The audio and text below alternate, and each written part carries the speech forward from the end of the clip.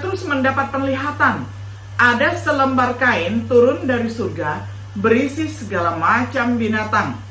Sebuah suara memberitahunya, "Bangun Petrus, potong dan makanlah." Petrus keberatan karena dia tidak pernah makan sesuatu yang haram dan najis. Suara itu memberitahunya, "Apa yang telah Tuhan bersihkan, tidak boleh kamu sebut najis."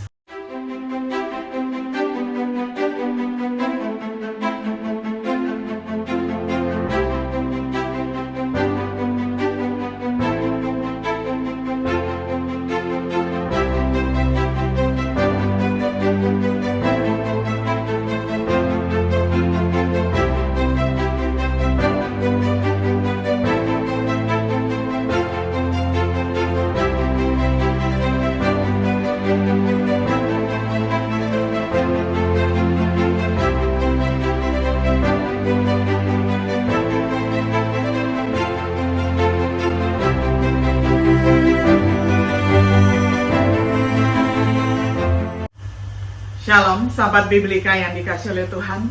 Sungguh senang kita dapat berjumpa kembali di dalam acara refleksi sahabat Biblika. Pada hari ini kita tiba pada episode yang ke-33 di dalam serial pembahasan kitab Kisah Para Rasul dengan tema Petrus membela tindakannya. Kita akan membaca firman Tuhan dari Kisah Para Rasul pasal 11 ayat 1 hingga ayat yang ke-18. Saya akan bacakan untuk kita semuanya di dalam terjemahan sederhana Indonesia. Lalu para rasul dan pengikut Kristus di provinsi Yudea mendengar bahwa orang yang bukan Yahudi juga sudah percaya kepada firman Allah tentang Tuhan Yesus. Ketika Petrus sudah kembali ke Yerusalem, ada saudara-saudari seiman dari bangsa Yahudi yang memprotes. "Kamu sudah pergi ke rumah orang yang bukan Yahudi, bahkan kamu makan bersama mereka." Karena itu Petrus menjelaskan semua yang terjadi mulai dari awal. Katanya, "Waktu saya berada di kota Yope dan sedang berdoa, saya mendapat suatu penglihatan. Tampak sesuatu yang kelihatannya seperti kain lebar yang tergantung pada keempat sudutnya. Kain itu turun dari langit tepat di depan saya. Lalu saya memperhatikan apa yang ada di dalamnya. Ternyata ada banyak jenis binatang yang tidak boleh dimakan oleh orang Yahudi, termasuk binatang berkaki empat, binatang yang merayap di tanah, dan burung-burung liar. Kemudian saya mendengar suara yang berkata, 'Petrus, berdirilah, potonglah itu dan makanlah.' Tetapi saya menjawab, 'Tidak Tuhan, saya tidak pernah makan sesuatu yang haram atau najis.' Lalu suara itu berkata lagi dari langit, 'Apa yang Allah katakan halal, janganlah kamu anggap haram.' Penglihatan itu terjadi 3 kali. Kemudian kain itu terangkat kembali ke langit. Tepat saat itu juga datanglah 3 orang ke rumah tempat saya menginap. Mereka diutus dari Kaisaria untuk mencari saya. Roh Kudus mengatakan kepada saya untuk ikut dengan mereka tanpa ragu-ragu. 6 saudara dari Yope yang sekarang duduk di sini pun ikut bersama saya hari itu. Ketika kami masuk ke rumah orang yang bernama Cornelius, dia memberitahukan kepada kami bahwa dia sudah melihat malaikat berdiri di rumahnya dan berkata, 'Kirimlah beberapa orang ke Yope untuk menjemput Simon yang juga disebut Petrus. Dia akan menyampaikan berita tentang bagaimana kamu dan semua orang yang tinggal bersamamu bisa diselamatkan.' Lalu waktu saya mulai berbicara, tiba-tiba Roh Kudus turun ke atas mereka sama seperti yang kita alami dulu. Saya juga ingat bahwa Tuhan Yesus pernah berkata, 'Dulu Yohanes membaptis kalian dengan air, tetapi kalian akan dibaptis dengan Roh Kudus.' Jadi, kalau Allah sudah memberikan rohnya kepada mereka yang bukan Yahudi, bagaimana mungkin saya bisa menghalangi Allah? Karena mereka percaya kepada Tuhan kita, Kristus Yesus. Mereka juga sudah mendapat pemberian yang sama seperti yang dulu kita terima." Sesudah saudara-saudari Yahudi itu mendengar penjelasan Petrus, mereka berhenti menentang dia lalu memuji Tuhan. Wah, kalau begitu, Allah juga sudah memberikan kesempatan kepada orang yang bukan Yahudi untuk bertobat dan menerima hidup yang kekal, sama seperti kita. Sampai semikian jauh pembacaan firman Tuhan dari Kisah Para Rasul pasal 11 ayat 1 hingga ayatnya yang ke-18. Sahabat Biblika yang dikasihi oleh Tuhan, Berita tentang pertobatan Kornelius dengan cepat menyebar. Orang-orang di Yerusalem mendengar tentang penerimaan firman oleh orang-orang non-Yahudi.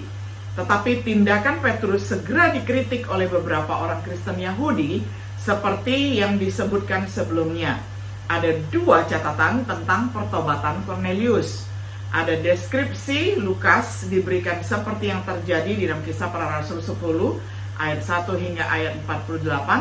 Ada deskripsi Petrus ketika dia dipanggil untuk membela tindakannya. Kisah Para Rasul 11 ayat 1 hingga ayat yang ke-18. Dalam pelajaran ini, kita akan memusatkan perhatian kita pada deskripsi Petrus tentang peristiwa-peristiwa yang terjadi. Pertama, catatan Petrus dari pertobatan ini. Petrus memiliki visi atau penglihatan. Saat dia berdoa di kota Yope, di halaman rumah pemilik penyamak kulit yang bernama Simon di tepi pantai, Petrus mendapat penglihatan. Ada selembar kain turun dari surga, berisi segala macam binatang. Sebuah suara memberitahunya, "Bangun Petrus, potong dan makanlah." Petrus keberatan karena dia tidak pernah makan sesuatu yang haram dan najis. Suara itu memberitahunya, apa yang telah Tuhan bersihkan tidak boleh kamu sebut najis.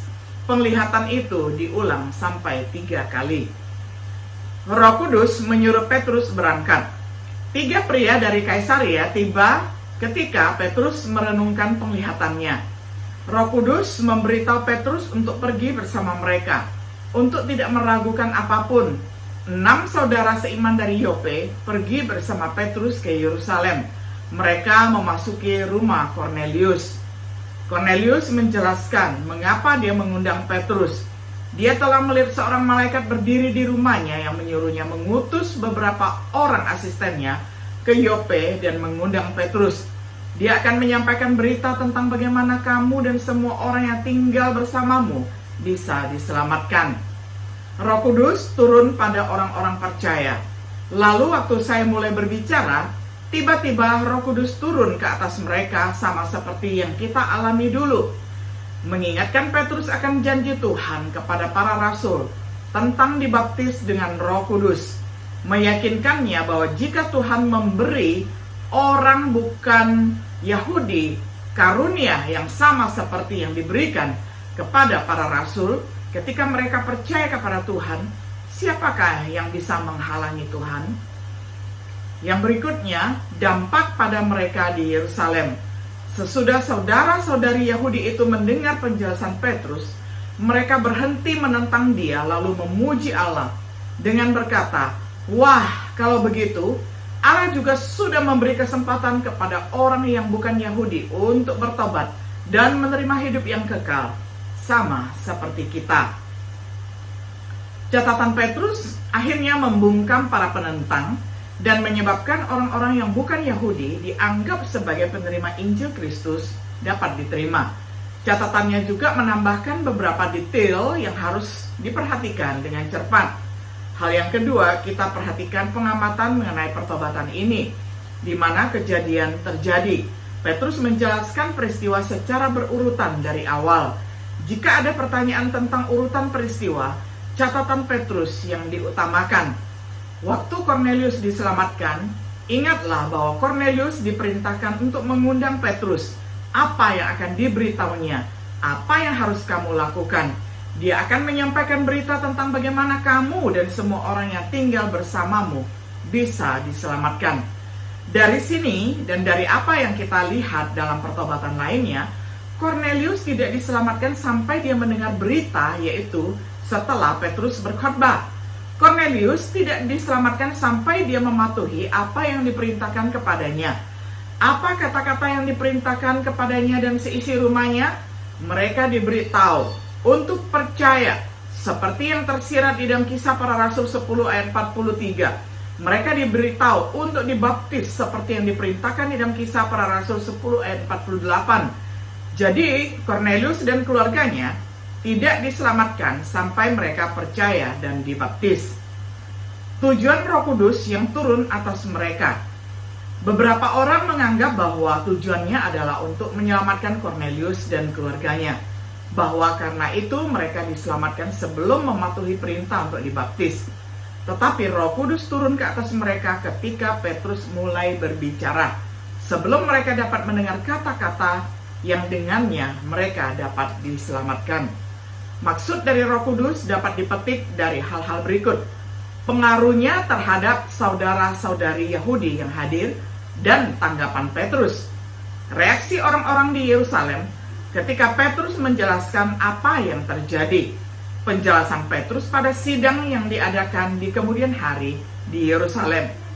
Oleh karena itu, tujuan dari Roh yang turun ke atas orang-orang bukan Yahudi adalah untuk menunjukkan kepada saudara-saudari Yahudi bahwa Tuhan tidak menolak orang, bahwa Tuhan bersedia memberikan kesempatan kepada orang yang bukan Yahudi untuk bertobat dan memiliki kehidupan kekal, bahwa orang bukan Yahudi dapat diselamatkan dengan cara yang sama seperti orang Yahudi. Sebagai kesimpulan, pembelaan Petrus atas tindakannya membungkam orang-orang yang menuduhnya tidak pantas untuk bersosialisasi dengan orang non-Yahudi untuk membagikan Injil kepada mereka. Tetapi masalah orang bukan Yahudi di gereja belum selesai. Ini akan muncul lagi nanti di dalam Kisah Para Rasul 15 ayat 1-2. Ini adalah masalah utama yang dibahas di dalam beberapa surat, yakni di dalam Roma, Galatia, dan surat lainnya.